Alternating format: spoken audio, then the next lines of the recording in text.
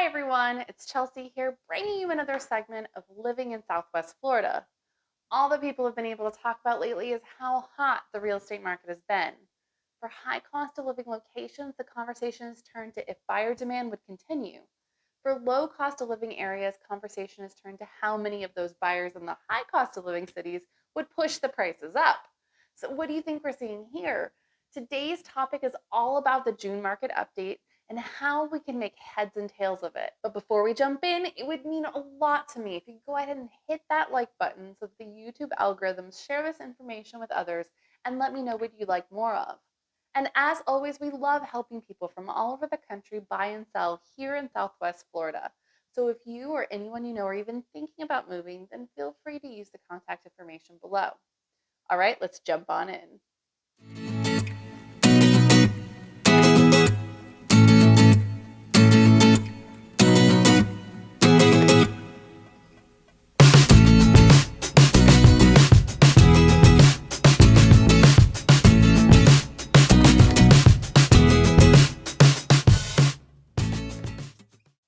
I think it all starts with getting that inventory. So let's first talk about how many new homes were listed.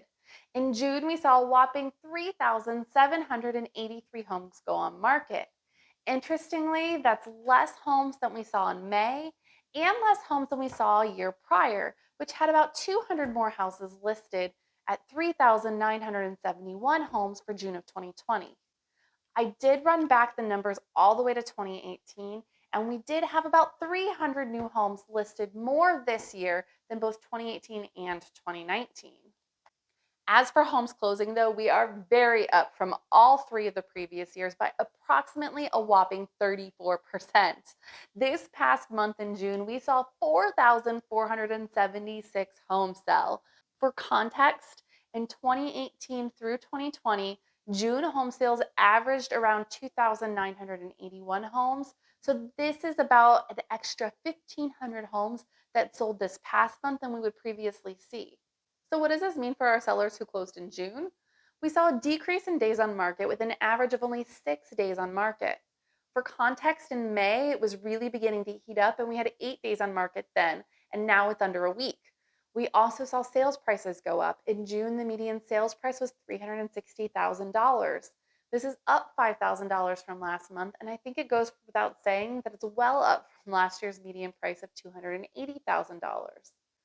I'm not going to spend too much time discussing how this was an $80,000 gain for anyone who bought a year ago, or that's basically 22% in equity. I do want to take a moment though to pause here and remind people who financed their homes in June of 2020, or pretty much any time in 2020 at this point, that they may want to consider seeing how much equity they now have. If you did buy with PMI on your loan, it is very likely that your equity now exceeds the 20% threshold and you could refinance and take the PMI insurance off of your loan. We did this when we hit the threshold and we were able to save $400 a month on our mortgage, and so it may be worth considering. Also, I do want to point out that I'm using median prices instead of average prices. Average prices will put all of those sales together and divide by the number of houses. This way is great, except it really doesn't account for the exceptionally high or exceptionally low priced houses.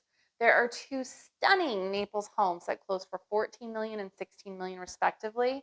There's also two homes where the agents put the sales prices in as $320 and $500 instead of $320 and $500,000. All of these are examples that really aren't middle of the road examples that you expect to find, and so I'm using median instead.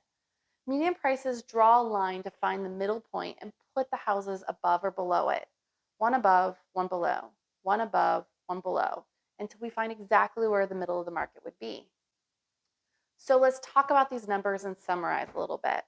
We saw a similar amount of homes come onto the market, but 35% more close.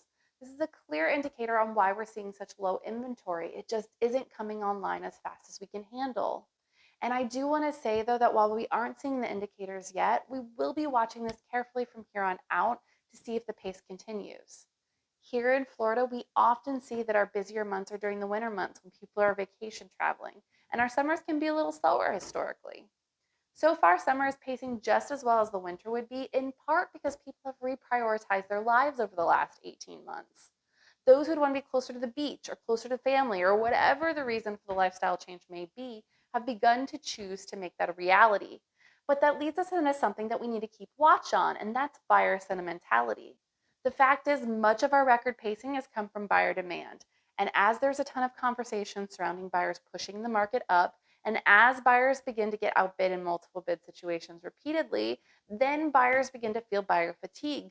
Many may step away for a bit and regroup and give themselves a breather, and we should keep in mind that the homes that sold in June likely went under contract at the end of April or the beginning of May before the national topic of conversation was high housing prices.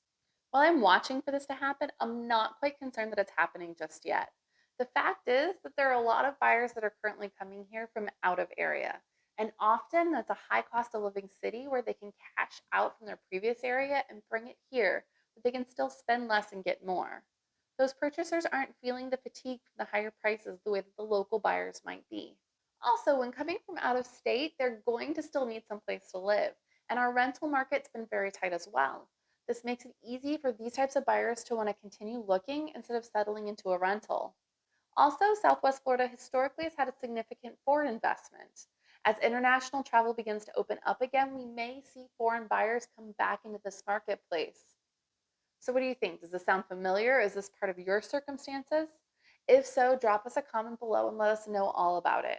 If you have questions about the data, or if you'd like to drill down and compare a specific neighborhood, like say Cape Coral versus Fort Myers, or condos versus single family homes, or whatever your specific circumstances might be, then feel free to reach out. Contact information in the description below.